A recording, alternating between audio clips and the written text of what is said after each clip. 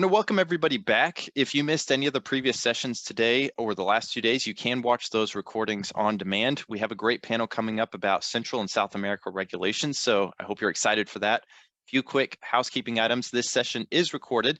You'll be able to access the recording and any slides that are shared on the Virtual Summit website following the event. I don't think we have any slides or handouts here, but if something comes up and we put that in the chat, we'll share that on the website as well following this event. For those of you who would like proof of your attendance as part of your professional development, you can request an attendance certificate through the Greenlight Guru Academy. You should be able to find instructions on the Virtual Summit website or in the follow-up email we will send soon. This session should run for about 45 minutes. If any questions come up throughout the presentation that you would like to ask, whether a particular panelist or just the entire panel, please put those in the chat or put that in the Q&A section on the bottom of the screen in the Zoom panel. You should be able to send those in, and I'll make sure that we forward those on to the panelists as discussions. Okay, what are we talking about today? Central and South America are emerging as a hot new medical device markets. Maybe they have been for a while, but these subject matter experts, these three here today, they're in the area and they're willing and able to break down everything from regulatory advantages and ethical dilemmas. So I'd like to start off with some introductions from everybody. And since this is the way they're laid out on my Zoom screen, let's start with you, Josue. Yeah, hi Etienne. Thank you for the invitation. Thank you for offering us, bringing us on board. I'm Josué Garza. I'm the Director of Business Development and Operations at Insumos para la Salud, and in short is IPS, so everyone who is not a Spanish speaker can pronounce it easily. I've been here for 7 years, and I have a background in international relations. I've worked in the nonprofit space before and also in the public sector, but I transitioned to the medical device industry, and I'm very passionate about it. Our clients are always giving us glimpse and giving us new products, so we have access to new technology. We're impacting the Mexican population directly, so that's our big mission, ultimately. And also being in the regulatory field means a lot of strategy, and not every day is the same. Not every product registration is the same for us. So we really look into understanding the product, understanding the clients, and making the best strategy for them in Mexico. Great, thank you so much. Alvaro, can you tell us a little bit about yourself? Sure, and I'm saying hello from Bogota, Colombia. Thank you, Etienne, for the opportunity. I am the manager of a company that is based here in Colombia that handles regulatory affairs in general, more with a strong experience with life science products, equipment, and devices.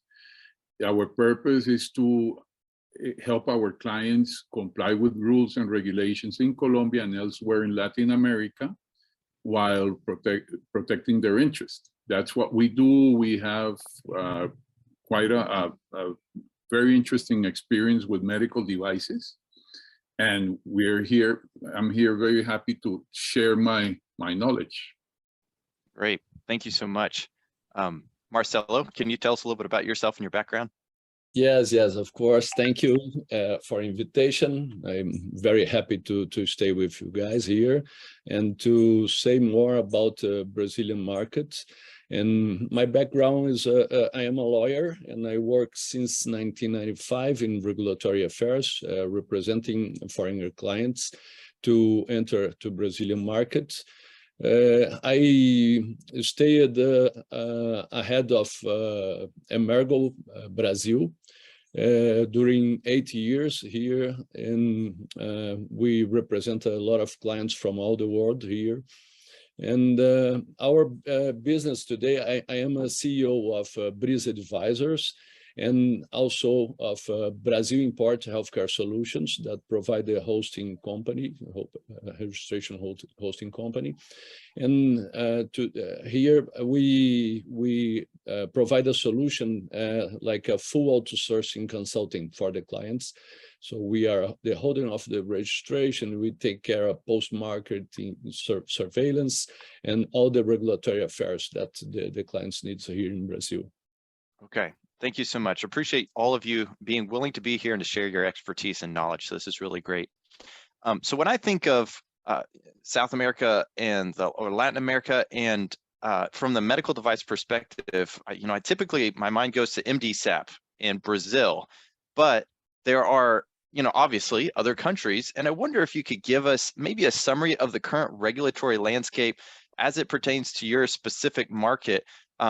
Marcelo, since you were just done talking, why don't you start with us and we'll go back through, and if you could just give a summary of the regulatory landscape. Okay, I start? Yes, yeah. Please. Okay. Yes, Anvisa have a strong regulatory landscape, and we are using MDSAP here as well. And in Brazil, I'm sorry, I'm a little. No. Let me put a little more structure to that question, because yes. I put you in a hard spot there. What would you say are some of the pros and cons, or the difficulties companies may have when approaching your specific regulatory market?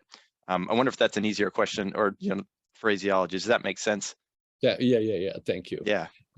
We in Brazil we have a 4 class of risk, and for the class 1 and 2 is easy process. We have a notification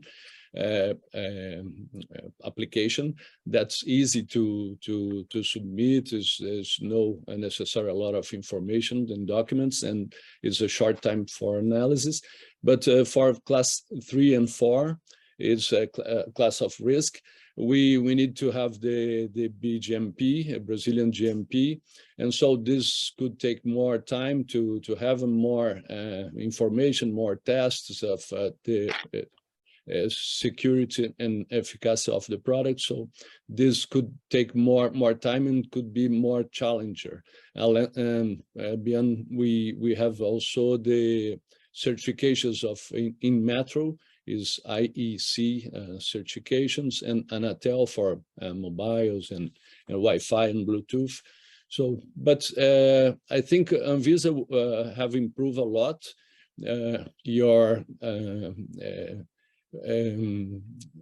all the laws, and they are doing very well and improving the time to analyze all the license, all the applications. So today is better than in the past. Okay, great, thank you, and thank you for blazing the trail with the first to answer. So Alvaro, I'll put the same question to you. What are maybe some of the pros and cons, or things that you would recommend, and maybe some of the difficulties people face? Yeah. Okay. Number 1, as I told you before entering the panel, Colombia is a paradise, not only because of the people and so on, but from a regulatory standpoint, because a foreign company may own a registration here in Colombia without the need of incorporating. So you don't need a holding company. You from outside of Colombia may file, or you need somebody like us, a consultant here in Colombia, a local consultant, but you don't need to incorporate in Colombia. That's number 1. We follow the European medical devices rules in terms of the class risk and so on. Although INVIMA, which is our authority, sometimes they have these ideas of reviewing the class risk of the device, not mattering if it comes from outside, and the authority of the country under free sale states that this is a class risk 1, 2A, 2B, or 3, and they decide either to lower it or to send it to a higher class risk. The process is swift in the sense that we have 2 types of requirements. One that we could say legal requirements, easy to comply, a free sale certificate. We don't, for medical devices, it's not a requirement to have GMP. That's a plus here. And you need to have an appointed importer and a power of attorney granted to our office. And then from a technical standpoint, the requirements are easily met because these are the daily activities of any given medical device manufacturer. So here what is the challenge here? The challenge is sometimes we find that companies that are not very intensive exporting, they have inconveniences locating a certain document that would be required.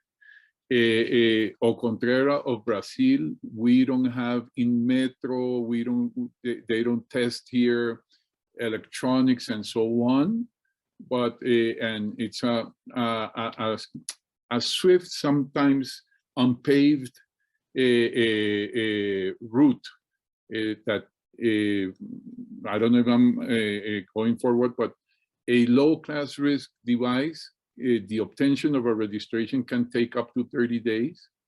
A mid-class risk device can take somewhere between 60 to 90 days, and a high-risk device can take up to 120, 150 days in order to obtain the registration. And Okay. one last thing is that the owner of the registration may appoint as many importers as they wish. Okay. That's a good thing to know, for you to know. I appreciate the detail and the duration of how long it takes to submit and so forth. That's very helpful. So very cool. Josue, I'll put the same question to you if you want to. Yeah. Yeah, for sure. In Mexico, medical devices are regulated by COFEPRIS. That's our Mexican FDA. The devices are grouped into 4 classes: low risk, class 1, class 2, class 3, and into 6 categories. In comparison with Europe, where there's a separate regulation for IVDs, in Mexico, diagnostic agents is part of the 6 categories. So the main regulations that one should know in Mexico would be the General Health Law, the regulation of health supplies, the Mexican standard for medical device labeling, the NOM 137, the Mexican standard for good manufacturing practices, and also that includes now, which will go into effect next year and mid next year, a section specifically for good practices for storage and distribution practices. So that impacts directly a distributor. We also have a regulation that dates from 2012, which is our post-market surveillance regulation that needs severely to be updated, but they haven't pushed through as well. And also what Marcelo commented in Brazil about certification for connectivity for products, devices that have wireless, Bluetooth, Wi-Fi connectivity. They need to go through testing in Mexico in order to be able to not have any issues while importing the product, and that's the NOM certification. So that's a general landscape, but stepping more in a broader Latin America landscape, Latin America isn't too far removed from what's happening in the global context, especially, I think now worldwide, there's what happened after COVID-19, no? We would, I'd go into that further on, but speaking directly to the pros and cons in Mexico, pros is the size of the market, no? We have a population of 130 million people. What else is a pro, which is not necessarily, I like to put it as a pro, but we have an increase in chronic diseases, and that is a trend and it's not stopping. So that means also that we have to make sure that the people have access to good health products. Also, we have an aging population. People are living longer, so they need to live comfortably. So that means also an opportunity to selling medical devices in Mexico. And also, before the changing government in 2018, there was a well-structured purchase system by the government. The government spends a lot of resources to purchase these types of products. And since 2018 up to today, there's been a big mess with all of that purchase system. But government spending, I would say it's a pro. And negatives, time. It takes a lot of time to register a device in Mexico nowadays, more or less 6 to 12 months. Also, a lack of institutionalization. That means changes in government affect how COFEPRIS is going to operate. So you have to kind of relearn how things are gonna go and start from that's a trend in scratch. Latin America. Yeah. It's not like FDA, no matter if it's a Republican, Democrat going into office, FDA is a solid institution, right? So I would say that's a very big negative. Okay. I might add one thing about PROS. Colombia is smaller than Brazil and Mexico. Obviously, we're 50 million plus inhabitants. We do have universal healthcare coverage, which is a plus here. And the system, we at least the prior government, because we have a new recent government, we don't know what's going to happen. They're very keen to continue with the universality of health coverage. Thus, it's an opportunity for manufacturers to come here to Colombia. Okay. So one of the things that come to mind when I think about this is I've spoken with a few different people in the past about Latin America and the potential for maybe early feasibility studies, things like that. But and they talked about something. Forgive me, the Pacific Alliance or the OECD, Organization for Economic Cooperation. Are you familiar with these? And is there any? Is it applicable to this conversation? First of all, I guess, and can you speak to it? I don't know, Josue, because Brazil is not a member of the Pacific Alliance. The Pacific Alliance comprises Mexico, Chile, Peru, and Colombia. And okay. It's a huge market, and that everybody wants to be in. It's like a party you want to go into. For regulatory matters and what is the purpose of this panel, they started some chapters, starting with pharma, and hopefully they will continue with medical devices. In terms of harmonization, there's an intention of harmonizing, for example, GMP for pharma products, but then Peru, the government of Peru, decided not to be on that harmonization. So the intention, well, is something that won't help a lot. For medical devices, unfortunately, it hasn't started. I don't know if Josue has a recent information, but our information is that it's open for discussion, but not yet in place. Okay. Yeah. I'd like to add to that. Alvaro, I agree. The Pacific Alliance is a huge market. So that's the opportunity there. If it goes through and if it evolves into a positive market. I think the size of that market would be top 10 markets in the world, and that's excluding Brazil, right? So in addition to that, at the Brazilian market, that's huge. And yeah, I think the trend here would be looking into these markets working, these regulatory bodies working and pursuing harmonization between them. So perhaps if you register a product in Peru, then there's an homologation process in Mexico as well. So there's a fast track. Right now, Mexico has homologation process with FDA, with Health Canada, and with Japan only. And those dates from 2010, 2012. So it would be huge if the medical device homologation also impacts these countries moving forward.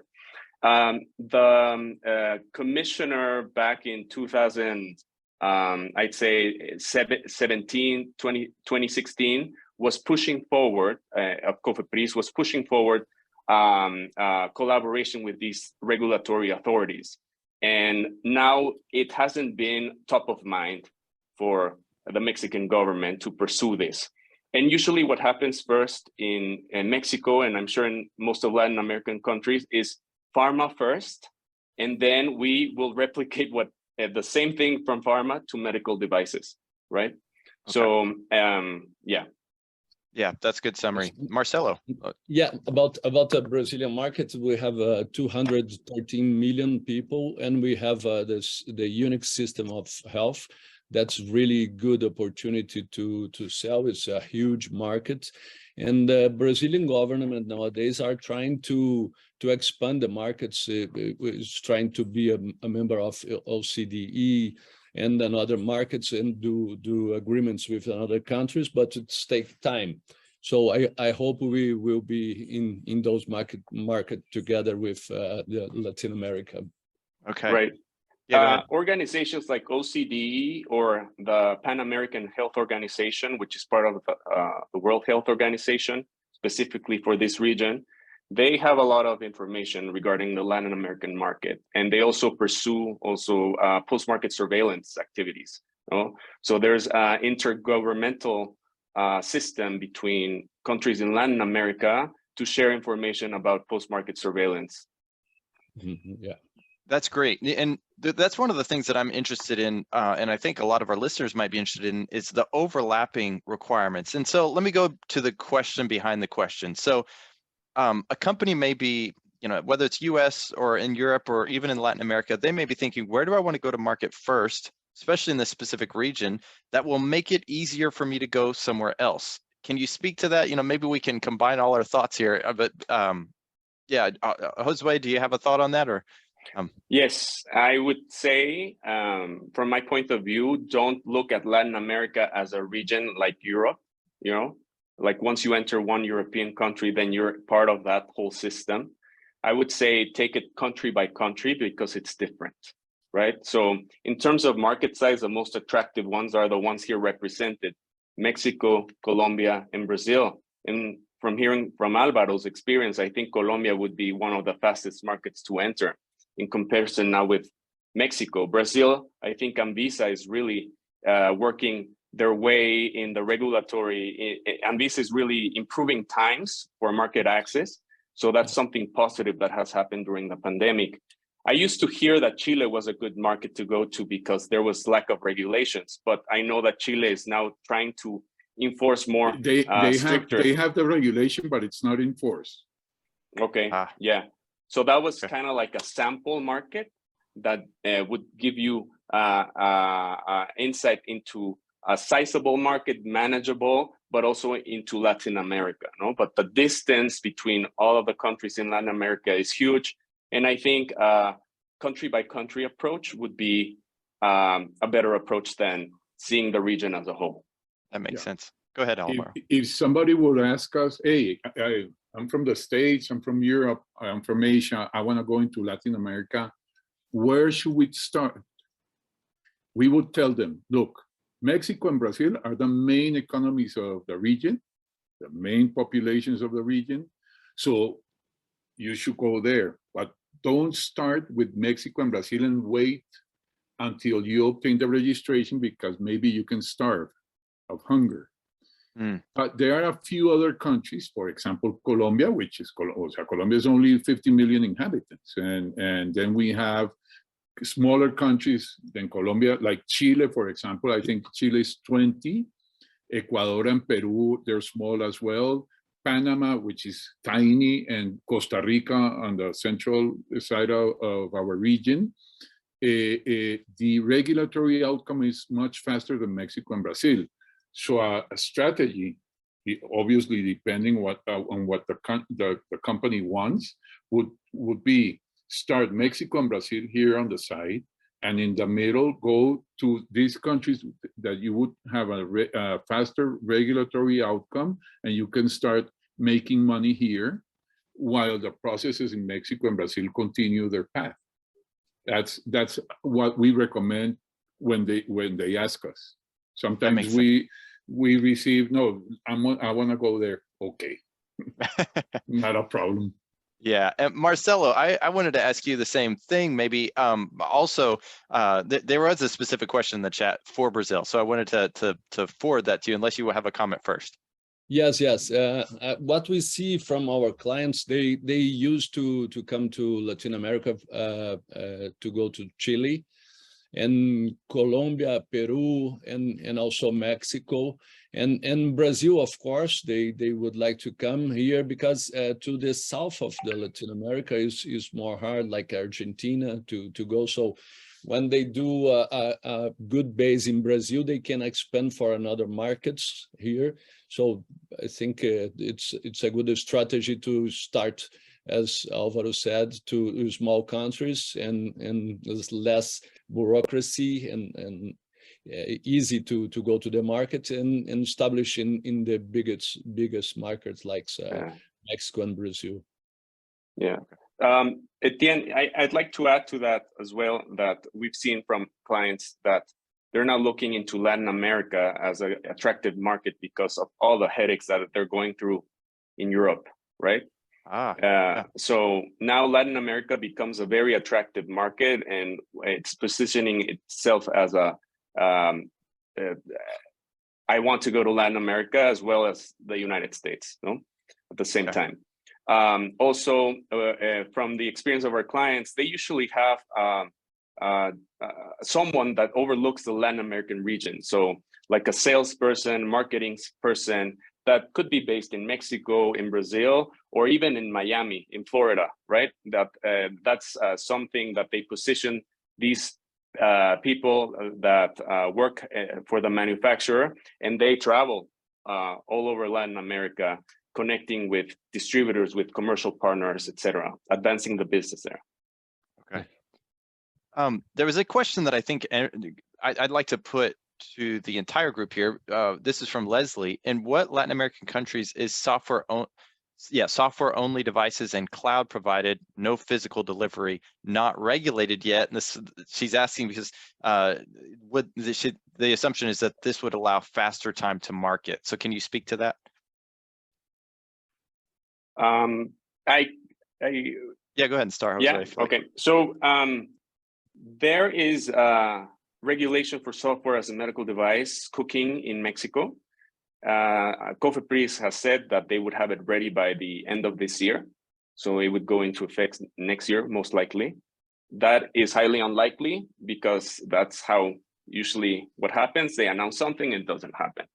But they're thinking about it, and they also started meeting with experts in the industry to try to develop this regulation. So far, if your device has a software, then it would be included in the registration application, and there wouldn't be really a regulation around that. Okay. For the case of Colombia, if the software is used to diagnose, normally INVIMA would say that's a device, thus you need a registration. For the specific question of Leslie about software in the cloud, there's like a gap here because so software is not a tangible, like an equipment or a product. So there is a discussion about it within INVIMA. And normally in the other countries in our experience in certain countries of the region, this would be a matter of a discussion. And if regulated, it would be a low-class risk device. And in some cases, it could be that in a given country, it won't be necessary to obtain a registration. Okay. Marcelo? Yes. In Brazil, we already have the legislation for software as a medical device. Is similar to the American legislation, the FDA legislation to software as a medical device. The main problem in this legislation, I think, is because the classification of risk of the software follow the equipment that it will be used. So sometimes you will need to do the BMGMP for the software, and this could be a problem because it's a huge investment to do the certification and take time. So it's more complicated, but we are following the legislations in the US. Okay, that makes sense. Adding to software as a medical device in Mexico regulation, what we can foresee is that there's going to be a category specifically for software as a medical device, and also In the Mexican pharmacopoeia, in the edition of medical devices, there's usually rules and a classification, trees of decision, and we would be able to see that included there as well. Okay, that makes sense. Can we speak a little bit about the distribution strategy for each region? And I might like to try to start with Marcelo, because there was actually a question about this in the comments, but just the distribution strategy required for Brazil. Yes. As Brazil is a huge country, we didn't find a distributor. It's not easy to find a distributor that cover all the territory. So in Brazil, the main market is in the southeast region, that are São Paulo, Rio de Janeiro, Minas Gerais is the main markets. And then Middle West with Brasília, Goiás, and South, that's the states of South. And for North region, in the Amazonian region and Northeast, are small markets, but is still a good markets, but with less competitors. So depends of the product of the client. If you have a good product that you can compete in the South markets, or Southeast market, you can go to São Paulo and Rio de Janeiro, establish a distributor in each stage, and then you start to set up a new distributors in other regions. So São Paulo is the biggest market, and it's a good strategy to be there. But you need to know if your product will find a lot of competitors there, and you can start in northeast of Brazil, and northeast and north. So it depends of the product. But as the distributors are familiar companies, you need to establish one distributor per state is our recommendation. All the distributors want to have the distribution for all Brazil, but they don't cover all Brazil, so it's not a good idea to start in this way. Okay. And Josue, it looked like you had something you wanted to say, or on your side. No? Okay. Oh, no, yeah, I can touch base on the distributor strategy. So yeah, let's do it. If you're a medical manufacturer, foreign medical manufacturer, you can enter the market through a distributor, right? So you can have exclusivity with your commercial partner, and they can help you register and enter the market through that distributor. That, as a global trend that we've seen, is not usually now playing well, because they prefer now to go into markets through an authorized representative, right, which can hold the registration. And then in Mexico, you are able to add as many distributors as you want, right? So if the commercial plans did not prove well, then you can remove that distributor further on. The life of a registration is 5 years, so that's a lot of time of relationship. So you can remove or add new distributors, and you usually modify the registration to do that. Mexico, I think it's important for foreign manufacturers to know that your distributors should have an operating license and also a health responsible person. That's one of the requirements. It's kind of like their birth certificate before COFEPRIS. In addition to that, they should have their post-market surveillance unit authorized by CEMAR, which is also an institution within COFEPRIS, and they should follow or be aware of the new regulation, the NOM 241, which will go into effect in June 2023, and it has that section of good storage and manufacturing practices. Mainly distributors are family companies. That's also something to be aware of. The Mexican market is comprised, I would say, 70% public and 30% private sector. So if one distributor does not have a specialty in the private sector, then you can say, well, I'm not giving you the exclusivity. I have to diversify and have access to the entire market, right? And also make sure to have do a due diligence make sure they're up to date with their taxes. We've seen many cases that distributors do not comply with many of the basic requirements of operation, and then they disappear. And the manufacturer has already sales scheduled to public institutions, and the distributor just falls from the face of the earth. And so that's complicated as well. And Alvaro, what do you, yeah. Okay. So for distribution, here in Colombia, Colombia is not as big as Mexico or Brazil, but we do have a very defined division between the center of Colombia, which is starting Bogotá, the capital, which is 30+% of the economy of Colombia.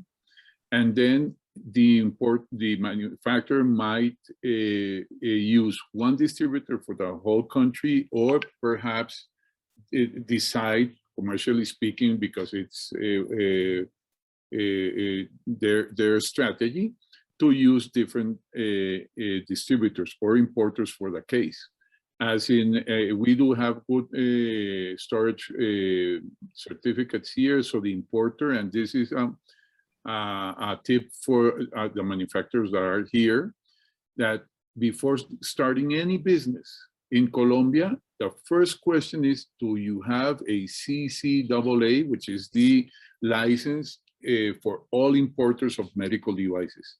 If they don't have it, that business is going to take 6 to 9 months more before they obtain that license. So Okay. that's one tip to bear in mind. Another tip that is not related with regulatory, but we always emphasize, is that the manufacturers should protect their trademarks here in Colombia as well as in Latin America, because in the United States, use of trademarks gives rights. In Latin America, only the registration. So that's something to have in mind before entering any market. So again, the commercial decision is okay in terms that here in Colombia, there are players that can go throughout the main markets of internal markets of Colombia. We've seen, and I have seen companies that they come direct. They used to authorize the distributor to obtain the registration, although that's not an issue, because in case the relationship finishes and the distributor does not return the registration, the manufacturer can obtain a new registration. There's no limit, but that's not efficient. It costs time and money. And so, again, the trend that we see, as Josue stated before, is that companies are coming directly. Here in Colombia, they don't need an authorized representative. They can come, as if you recall what I said at the beginning, from outside, they can obtain the registration using a local consultant here in Colombia. Yeah. Okay. Yeah, go ahead. Yeah, Marcelo. Okay, sorry. So just to add to Josue and Alvaro, talking about the registration holder in this distribution strategy. In Brazil, only companies that have all the license, sanitary license and operation permit from Anvisa can be the holder of registration. Those companies need to have the operation permits to import or to manufacture products.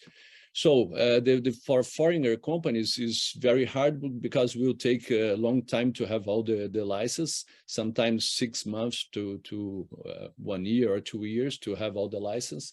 So it's also is equal in Mexico. We do not recommend to register the products through the distributors, because if you have our registration class 3 and 4 is valid for 10 years. So if you can change your plans in the marketing in sales, and you cannot change.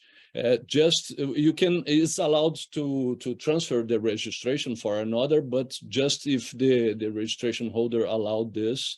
So you need to it's better to hold the registration. So to hold the registration, the companies, foreign companies needs to set up a company here in Brazil, but will take times, or buy a shelf company. That is a good idea, but needs to do a good due diligence to see everything, or using country representation. That is the work that the registration holder companies that we do here in Brazil.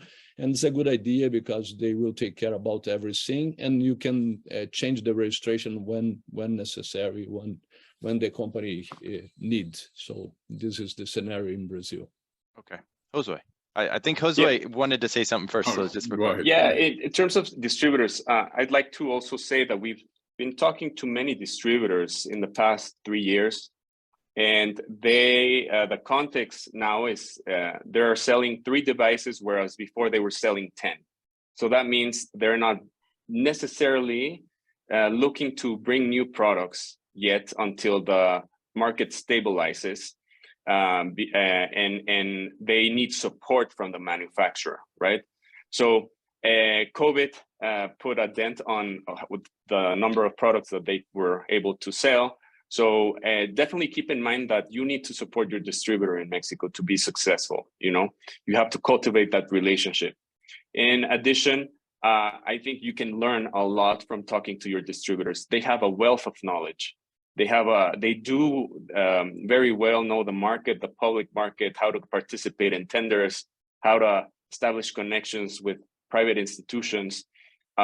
So definitely have these conversations with them and learn from them. Yeah, Alvaro, did you have something you wanted to add? Oh, you're on mute. I was reading a few questions. There's one related with Colombia, and it's also, and there's another one related with authorized representatives. So for the anonymous, did I hear right that Colombia does not need a holder of registration in Colombia? The answer is yes, you heard right. From outside, you may own the registration. Yes, you would need an importer in Colombia. That's the health process includes a manufacturer, a owner, and at least one importer. That's the first question. And in the other countries of the region, such as Mexico and Brazil for the case, and in other countries, there's an option. So we tell our clients, look, you have 3 options: to incorporate, number 1, to authorize your distributor to hold the registration, to own the registration, or to use a holding company. Of the 3, with no specific preference, because again, it's all their commercial decision and a strategic decision. For us, the best option is to use a holding company when you require of a local to own the registration. It's the less costly and the less risky. Costly in terms of incorporating or using a holding. Incorporating has cost, and maintaining the corporation has other costs. And enabling your distributor to own the registration would give a potential risk. That it's like marriage. You don't know how it's going to turn out. But if it turns out well, not a problem. But if it doesn't, you have to know before how to the prenup. A prenup, exactly. So one of the things that I've really learned is that 45 minutes is not enough time to talk about 3 different countries. So we are getting very close to time. You mentioned some of the questions in the comments. I do want to run through those maybe in a lightning round. So just one person answer if as best you can, and we'll try to get some of these answered. So Juan has asked some very good questions. One of the ones he asked was, in your experience, what is the largest obstacle in bringing medical devices into the Latin American market? Is it regulatory, currency exchange, politics, fractional region? Does someone want to answer that? Marcelo, you're off mute, so I could. I'm in mute. No. Oh, no, you're fine. No. Could you repeat the question, please? Which country? What is the largest obstacle in bringing medical devices into the Latin American market? Is it regulatory, currency exchange, politics, or a fractional region? No, hard question. I think a little of all those situations, all those possibilities. Yeah. It's likely, I'm sure each individual country will have its specific difficulty. Well, let's ask this question then, because I thought this was a good question, if I can find it again, about the language differences. I think I answered it on it's on the answer box. Yeah. So Juan asks, but knowing the different dialects of Spanish in Latin America, which country has the highest standard of Spanish, and how does that impact with like translating documents, right? So in particular in Mexico, since mid-2021, COFEPRIS accepts technical documentation in English, which is huge because that's bringing registration costs low. However, IFUs, manuals, back labels should be in Spanish because it's information that goes to the end user.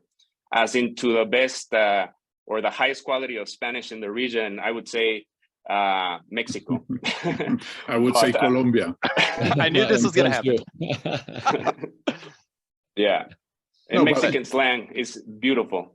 Now, one thing, if the people who are here have a regional strategy, if they start, no matter in which country they start, a Spanish-speaking country, be aware and be advised that you can use technical translations for all of the countries, not legal translations, because normally legal translations would require a legal authorized translator in the country where you're going to do business. But save the translations, they belong to you, and you can reuse them. And I don't want to say like but a high percentage of those documents will be useful for the other countries. Okay. We also receive documents that is translated in Spanish from Spain, which is different than the one that we use. So make sure that the intended use of your device isn't changed as well. Also with translations that are done in other countries that are not in Spanish-speaking countries, right? We've seen that.